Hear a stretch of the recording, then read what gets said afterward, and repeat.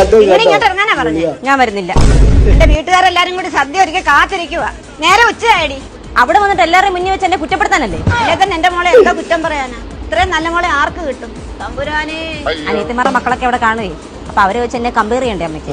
ഒന്നും പറയാനില്ല. അമ്മയുടെ മോള് തന്നെ അമ്മയ്ക്ക് വലുത്. ഉറപ്പാണേ. അയ്യോ അതൊക്കെ ഇപ്പോഴാണോ വരുന്നത്? എന്റെ പൊന്നുമോളെ ഇവിടെയും കെട്ടിയൊരുക്കി കൊണ്ടുവരണ്ടേ? ഇവിടെയും കൊണ്ട് ഓരോടുത്ത സമയത്തിന് പോകാൻ പറ്റിയിട്ടില്ല. ലതയൊക്കെ കുറിച്ച് ഞങ്ങളിപ്പോ പറഞ്ഞതേ ഉള്ളു. എന്ത് വഴി നല്ലത് വല്ല വേണോ പറഞ്ഞു. അതെന്ത് ചോദ്യം? ലതയൊക്കെ കുറിച്ച് എന്ത് കുറ്റം പറയാനാ ഞങ്ങള്? മോളുണ്ടായിരുന്നോ? എന്റെ മോളെ കണ്ടു പഠിക്കണം.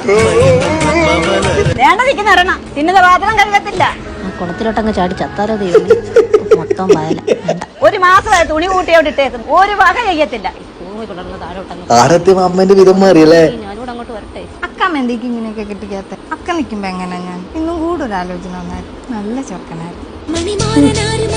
ആവശ്യത്തിനൊരു തേങ്ങ പോലും വീഴത്തില്ല. വീണായിരുന്നെങ്കിൽ ഇനി എന്റെ കുഞ്ഞമ്മയുടെ വീട്ടിൽ കൂടെ കയറിയിട്ടങ്ങ് പോവാ. വണ്ടി എടുക്കും. അപ്പൊ പോവാല്ലേ?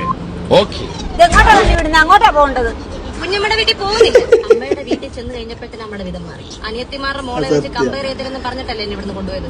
ഞാനാണോ നല്ലത്? അവളാണോ നല്ലത്? അവളെ എന്തിനുമല്ല. ഇതുപോലെ ഒരു ആങ്ങാനം പിടിച്ചൊരു പെണ്ണ് എന്റെ മോളാ നല്ലത്. അപ്പൊ അമ്മയുടെ അനിയത്തിമാരോ? അവളുമാരോ? ഇങ്ങനെ കുശുമ്പ് പിടിച്ച രണ്ടെണ്ണം മാറുന്ന കുറ്റം പറഞ്ഞ് ഞാൻ കേട്ടതാ. പിന്നെയും പറഞ്ഞു. മാമി വെച്ച കറി എങ്ങനെ ഉണ്ടായിരുന്നു അമ്മേ? വായി വെച്ച് കൂട്ടാൻ കൊള്ളത്തില്ലായിരുന്നു. എന്നിട്ട് അമ്മ അവിടെ വെച്ച് കറി കൂട്ടിയപ്പോ ഇങ്ങനല്ലല്ലോ പറഞ്ഞത്? യോ മോളെ ഗംഭീരം നല്ല കറി. വെച്ചത് ഇതിന്റെ റെസിപ്പി എങ്ങനെയാന്ന് അവിടെ വെച്ച് അങ്ങനെ പറയാൻ പറ്റുമോ മോളെ?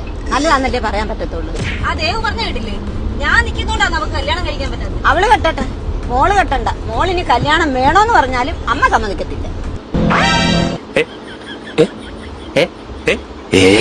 എനിക്ക് ഇത്രയും മതി. അമ്മയുടെ കുടുംബക്കാരെല്ലാരും നേരം പറഞ്ഞ എല്ലാം ഞാൻ ഓരോരുത്തരായിട്ട് കേട്ടോണ്ടിരിക്കും. എന്റെ ദൈവമേ.